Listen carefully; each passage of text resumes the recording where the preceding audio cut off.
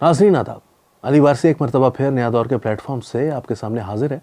और आज भी हमारे पास 3 खबरें हैं बड़ी।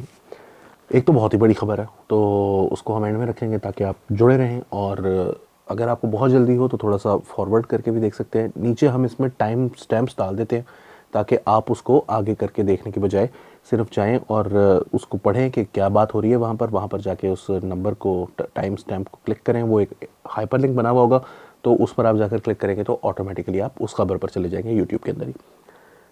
तो सबसे पहले ज़रा खबर बिल्डअप के लिए, फिर उसके बाद बड़ी खबर देते हैं। तो पहली खबर जनाब यही है कि जो हमारे वज़ीर आज़म हैं, निगरान वज़ीर आज़म, जो कि अब मतलब निगरान से कहीं ज़्यादा वज़ीर आज़म होने, वो मुझे लग रहा है पूरे ही हो गए।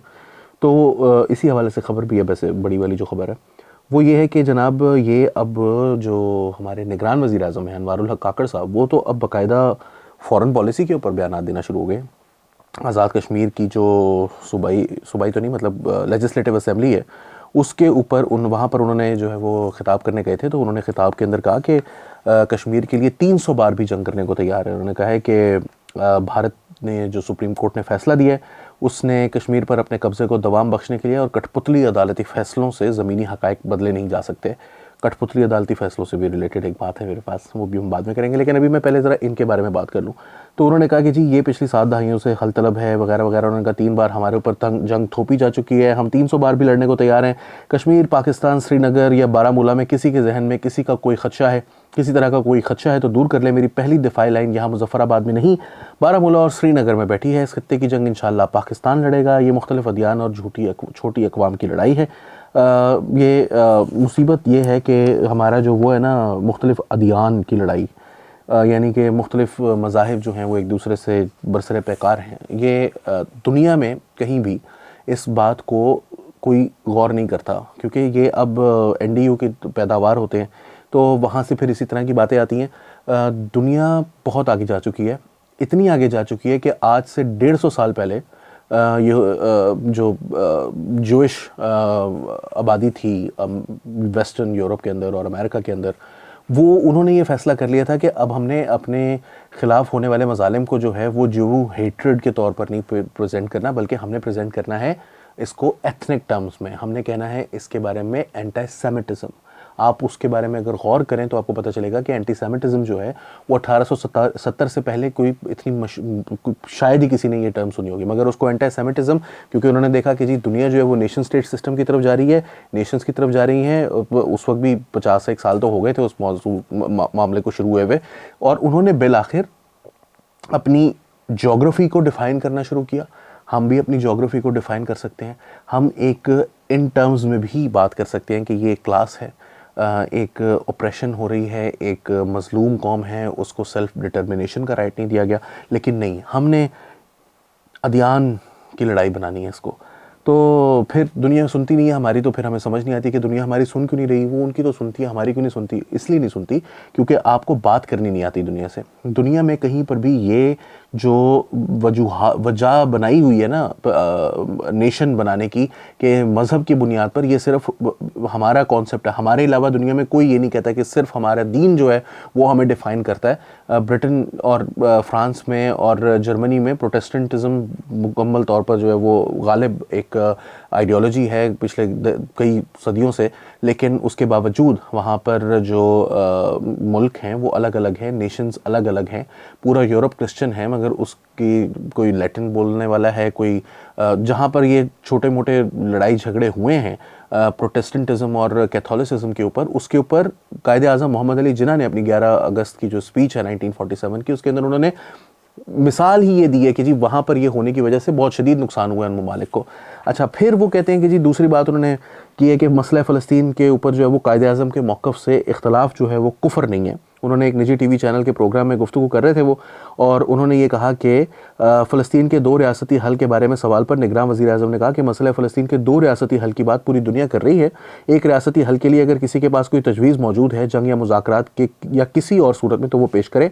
इसराइल के बारे में कायदे आज़म की राय के तनाजुर में पूछे गए सवाल के जवाब में अनवारुल हक काकड़ का कहना था कि अगर पाकिस्तान की पार्लियामान और तमाम सियासी जमातें और इंटेलिजेंस एजेंसियाँ सोच विचार करके कायदे आज़म की राय से मुख्तलिफ नतीजे पर पहुँचती हैं तो ये कुफ्र के ज़ुमरे में नहीं आता। ताहम इस पर बहस हो सकती है कि ये होना चाहिए या नहीं। उन्होंने कहा कि जिस तरह से वहाँ फ़लस्तीनी बच्चों की शहादतें हुई हैं तो फिर बताएं कि और क्या हल है। वज़ीर आज़म ने कहा कि फ़लस्तीनियों से पूछा जाए कि वो क्या चाहते हैं, जिनके बच्चे शहीद हो रहे हैं पहला हक उनका है कि उनसे पूछा जाए कि वो क्या चाहते हैं। अब मुझे कोई एतराज़ नहीं है उनकी इस बात के ऊपर, थोड़ा सा मैं इस बात पर बहरहाल उनको सपोर्ट करता हूँ कि हमें जो है ना वो कायदे आज़म ने जो भी कहा अपने कॉन्टेक्स्ट में कहा। 1948 में कायदे आज़म रहमतुल्लाह अलैह इंतकाल फरमा चुके हैं और दुनिया जो है वो उससे 75 साल आगे आ चुकी है। तो इस हद तक मैं उनकी बात से मुत्तफ़िक हूँ वज़ीर आज़म साहब की कि हमें जो है वो इसके बारे में सोच विचार की ज़रूरत है। ये भी बात एक फ़ैक्ट है कि 2 स्टेट सॉल्यूशन जो है वो, क्योंकि आज कोई ख़ास बात हम नहीं कर रहे, इस हवाले से रफ़ात अल-हरीर के बारे के हवाले से जो कुछ हुआ वो हम बयान कर चुके हैं। लेकिन दुनिया के अंदर जो 2 स्टेट सॉल्यूशन है वो इस वक्त रायजुल वक्त जो आइडियोलॉजी है वो डोमिनेंट हुई है कि 2 स्टेट सॉल्यूशन होना चाहिए। और इसराइल जो है वो इस वक्त मुसलसल इनकारी है इससे।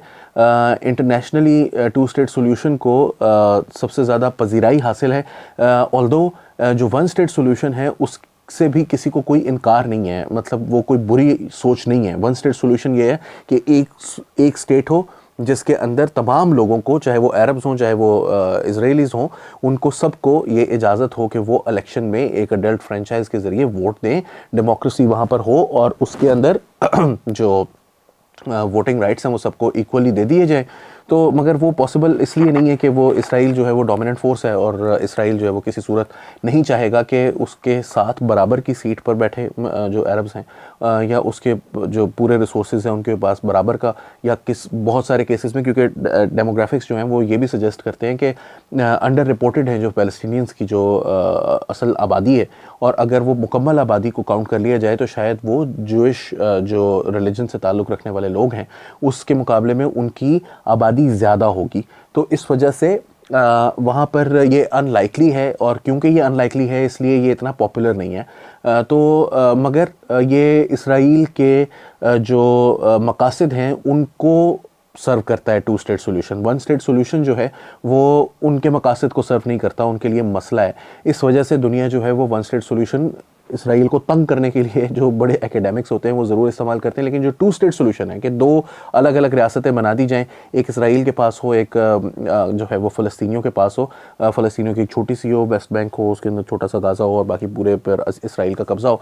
मगर ज़ाहिर है उन्होंने जंग करके जीता हुआ, इतने सौखा तो नहीं है उनसे वापस लेना, या तो जंग करके तुम जोरी ला सकते हो तो ले लो। तो अब इस हवाले से जो है वो मैं उनसे इस हद तक इत्तफ़ाक़ करता हूँ कि कायदे आज़म के जो भी फरमुदात हैं हमें उनकी रोशनी में ये देखने की ज़रूरत है कि कायदे आज़म के एट हिज़ हार्ट, उनके दिल में मुसलमानों का कोई बुरा नहीं था। और अगर हम उनके नीयत को देखते हुए कि जो अच्छा वो सोच रहे थे और हमारे नज़दीक जो आज के दौर में अच्छा फ़ैसला है हम वो करें, एहसन फ़ैसला करें, बजाय इसके कि हम ये कहें कि जो कायदे आज़म ने फ़ैसला कर दिया वो कर दिया, शायद उसमें हम अचीव ना कर पाएँ अपना गोल। फाइनली ये तो हो गए काकड़ साहब। दूसरी खबर की तरफ हम चलते हैं। Before I go finally to the real story, Sara Inam murder case में जो शाहनवाज़ अमीर हैं, अयाज़ अमीर साहब के फर्जंद, उनको डेथ सेंटेंस दे दिया गया है district and sessions court Islamabad ने, और उनको जो है वो 10 लाख रुपए की पेनल्टी है और उसके बाद उनको सज़ाए मौत भी दे दी गई है। ये केस जो है वो गुज़िश्ता बरस सितंबर 23 को सामने आया था जब शेख शहजाद एरिया इस्लामाबाद का जो है वहाँ से ये वाक़या हुआ था।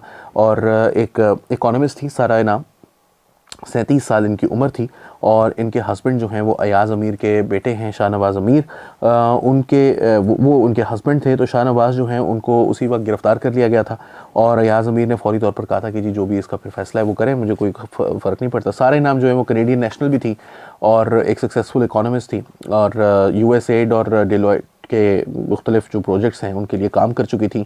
और शाहनवाज़ अमीर से वो पिछले 3 माह से जो है वो उनके साथ शादी की थी उन्होंने, उससे पहले वो उनके साथ रिश्ता इज़्दवाज में मुंसलिक नहीं थी। और उनकी जो यूनिवर्सिटी ऑफ वाटरलू से उन्होंने मास्टर्स कर रखा था और इसके अलावा गवर्नमेंट सेक्टर में UAE में भी काम कर चुकी थी। लेकिन फिर उनको जो है वो बेदर्दी से एक कहा जाता है कि वो मेंटली अपसेट हैं या जो भी हैं, मगर जो सामने आई है बात वो ये है कि he has been murdered, she was murdered, and जो मेंटल अपसेटनेस वाली बात है उसके बारे में हमें कुछ हम क्लियरली नहीं बता सकते, हमारे पास कोई सबूत नहीं है। ये कुछ लोगों ने कहा था, अलबत्ता उनको जो कोर्ट ने सज़ा दी है वो सज़ाए मौत है, विच मीन्स के मेंटल इलनेस वाली जो बात है वो शायद दुरुस्त तस्लीम नहीं की जो अदालत है उसने। चलते हैं अपनी अगली खबर की जानिब। इलेक्शन कमीशन ने, जो कि सबसे बड़ी खबर है ऑब्वियसली, इलेक्शन कमीशन ने ये कहा है कि 8 फरवरी को इलेक्शन करवाने के लिए हम पूरी तरह से तैयार हैं। ये जो बात हो रही है कि इलेक्शन जो है वो डिले हो रहे हैं, तो उसमें कोई सच्चाई नहीं है और ये बिल्कुल झूठ है। ऐसा कुछ नहीं है। हकीकत ये है कि इलेक्शन अब डिले होंगे ही होंगे।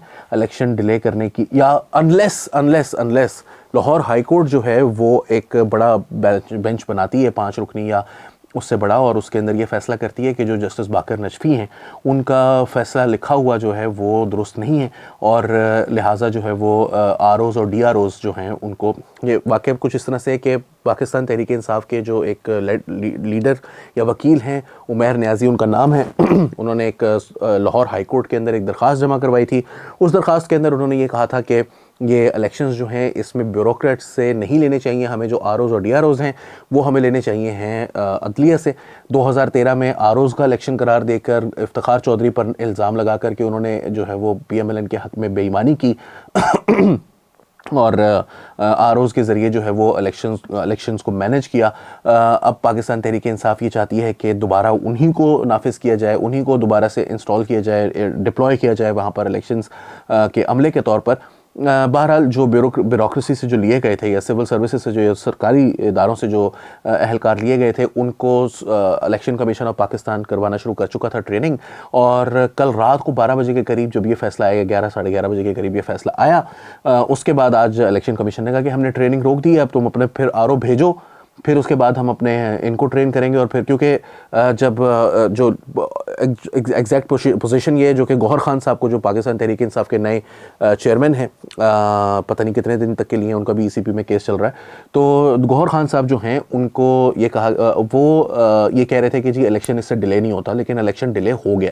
क्योंकि इलेक्शन डिले इस वजह से होना है कि जैसे ही इलेक्शन का शेड्यूल अनाउंस किया जाएगा 8 फरवरी के इलेक्शन के लिए ज़रूरी है कि इलेक्शन के ठीक 54 दिन पहले एक फैसला, एक जो इलेक्शन का शेड्यूल है वो अनाउंस हो चुका हो, या 55 दिन पहले, क्योंकि 54 दिन का वक्त दरकार होता है, उसके बाद उसका पूरा शेड्यूल जारी होना होता है। अब 8 और 31 39 और उससे पीछे 15 दिन लगाएं तो 16 दिसंबर को मैक्सिमम ये फैसला हो चुका होना चाहिए था। आपके पास सिर्फ कल का दिन है।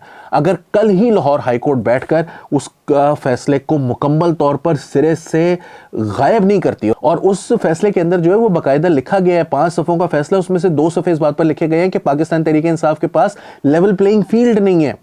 तो लेवल प्लेइंग फील्ड ना होने का मकसद ये है कि अब ये नहीं आप कह सकते कि जी नहीं वो हमारे पास बड़ा देर हो रही है, हमें इलेक्शन करवाना है, ये बाद में आरओ डीआरओ का फैसला वो वापस जाए, वो जो कर रहे हैं वही करते रहें। ऐसे नहीं होगा। अब अदालत को ये भी लिखना पड़ेगा, बताना पड़ेगा कि लेवल प्लेइंग फील्ड है या नहीं है। अगर वो कहती है तो फिर उसका मतलब है कि वो बाकर नजफी साहब के फैसले को पूरा उलटना पड़ेगा, और पीटीआई का मतलब पक्का मक्कू ठप्पा जाएगा कि नहीं जी अदालत ने कह दिया कि आपके पास लेवल प्लेइंग फील्ड है। और अगर वो लेवल प्लेइंग फील्ड नहीं है तो फिर उनको इसके भी इंतजाम करने पड़ेंगे कि लेवल प्लेइंग फील्ड दिलवानी है फिर इमरान खान साहब को या पीटीआई को। वो पता नहीं क्या लेवल प्लेइंग फील्ड है, मुझे नहीं पता, उसको किसी तरह डिफाइन नहीं किया जा सकता। हर इलेक्शन में अब ये रोला उठेगा कि जी लेवल प्लेइंग फील्ड नहीं मिल रही, लेवल प्लेइंग फील्ड नहीं मिल रही, किसी को नहीं मिली, और इमरान खान साहब को तो बिल्कुल नहीं मिल सकती, इस वक्त मुमकिन ही नहीं है। उनके ऊपर जिस तरह के केसेस हैं और उनकी पार्टी ने जिस किस्म की हरकत की है, आप इलेक्शन डिले करवा सकते हैं, ये नहीं हो सकता कि आपको लेवल प्लेइंग फील्ड उस तरह की मिल जाए कि आपके तमाम केसेस खत्म कर दिए जाएं। ऐसी सूरत में जब आपका क्राइम जो है वो बड़ा वाज़ेह, और जिनके खिलाफ आपने वो क्राइम किया है वो तो माफ़ी देने को किसी सूरत नहीं तैयार होंगे, वो तो माफ़ी देते ही नहीं भाई, वो तो 30 साल नहीं माफ़ करते लोगों को, ये तो बात ही कोई नहीं है। तो इलेक्शन को डिले करने का मुकम्मल तौर पर इंतज़ाम कर लिया गया है। इलेक्शन जो है वो कम से कम अब 8 फरवरी को होता दिखाई नहीं दे रहा, अनलेस जुम्मे के दिन तमाम लोग अपनी नमाज़ें छोड़कर या नमाज के बावजूद रात को 12 बजे तक बैठें और उसके बाद किसी ऐसे नतीजे पर पहुँचें, वो 5 जज या सुप्रीम कोर्ट उठाए और उसी वक्त उठाकर सबको नोटिस जारी करे, धड़ाधड़ फैसले करे। ये अव्वल तो इनमें से कुछ भी नहीं हो सकता। There will be consequences of this judgment, और वो कॉन्सिक्वेंसेज जो हैं वो ये हैं कि इलेक्शन नहीं होना, and this serves Pakistan Tehreek Insaf purpose more than anyone else. क्योंकि वो इस वक्त इलेक्शन की पोजीशन में नहीं है। जितने मर्जी आप दावे कर लें कि जी ये खंबे को वोट देंगे, केड़ा खंबा, खंबे को कोई वोट देता है? कभी कभी खड़ा हुआ है खंबा वोट इलेक्शन लेने के लिए? शेर अफजल मरवत साहब वकील है ना, आज पकड़ के गिरफ्तार कर लिया ना उनको इंतज़ामिया ने। तो जो वकीलों को खड़ा करेगा उसको कोई इलेक्शन में कोई मतलब इम्पॉसिबल है उसको गिरफ्तार करना। हर वकील अपने हलके में इलेक्शन लड़ेगा या वो तहरीक चला रहा होगा, दोनों में से कुछ भी नहीं होगा। और फिर जो बंदा इलेक्शन लड़ रहा होगा, उसकी जो कैंडिडेट होगा जो अंडरग्राउंड बैठा हुआ है, वो अपनी सारी की सारी जो बरादरी होगी, तमाम जो उसके रिसोर्सेज होंगे वो इस्तेमाल करेगा उसको हरवाने के लिए। तो पाकिस्तान तहरीक इंसाफ इस वक्त कंप्लीट डिसअरे में है। इसीलिए पाकिस्तान तहरीक इंसाफ ही के एक लॉयर के जरिए ये पिटिशन दायर की गई। इसी पिटिशन को अली बाकर नजफी साहब ने इसके हवाले से जो है वो फैसला दिया है, और फैसले में उन्होंने ये लिख दिया है कि समझे बगैर लिखे उन्होंने कह दिया है, जिसे कहते हैं ना कि वो ट्विटर के ऊपर आपने अक्सर देखा होगा, tell me you are a PTI follower without telling me you are a PTI follower. तो उन्होंने बुनियादी तौर पर ये कहा है, और उसमें फिर बंदा नीचे गालियां देना शुरू कर दिया, अच्छा इसका मतलब है पीटीआई फॉलोअर है। तो अब ये जो है ना अली बाकर नजफी ने बगैर ये कहे कि इलेक्शन डिले करे, उन्होंने पूरी रेसिपी दे दी है इलेक्शन डिले करने की। And the elections will now be delayed, which means कि मैं इसमें मुकम्मल तौर पर पाकिस्तान तहरीक इंसाफ को जिम्मेदार नहीं समझता। मेरे ख्याल में बड़े मौके पर बाकर नजफी साहब ने फैसला दिया, और बाकर नजफी साहब जो हैं वो बड़े काबिल जज हैं। मतलब जब शहबाज शरीफ साहब को उन्होंने फाहे लगाना था उसमें मॉडल टाउन केस में, तो उन्होंने रिपोर्ट जारी की थी, उस रिपोर्ट में उन्होंने कर दिया। उसके बाद जब फैसला हुआ कि शहबाज शरीफ साहब को आशियाना हाउसिंग केस के अंदर गालिबन था, वो जब गिरफ्तार थे, तो दो जजेस आपस में लड़ पड़े थे, क्योंकि एक परवेज़ इलाही का बड़ा प्यारा जज था शायद गालिबन, जिसकी मुझे याद नहीं है, ये बातें आई थी। तो उन जजेस की जब आपस में बहस हो गई, उसकी वजह से जब केस गया ऊपर, तो अली बाकर नजफी साहब ने उसका फैसला लिखा था, और उन्होंने शहबाज शरीफ साहब को भेज दिया था कि आप मौज करें। उनके पास जब भी केस आता है, वो फैसला जो है वो हमेशा हमेशा उस ग्रुप का आता है, उन लोगों के हक में आता है जो पाकिस्तान में कभी चाहते ही नहीं कि इलेक्शन हो।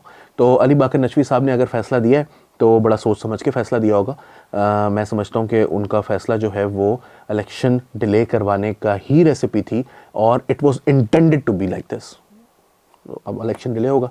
अली वारसी को नया दौर के प्लेटफॉर्म से इजाज़त दीजिए और मौज करें। इस मुल्क के अंदर कोई कुछ नहीं कर सकता।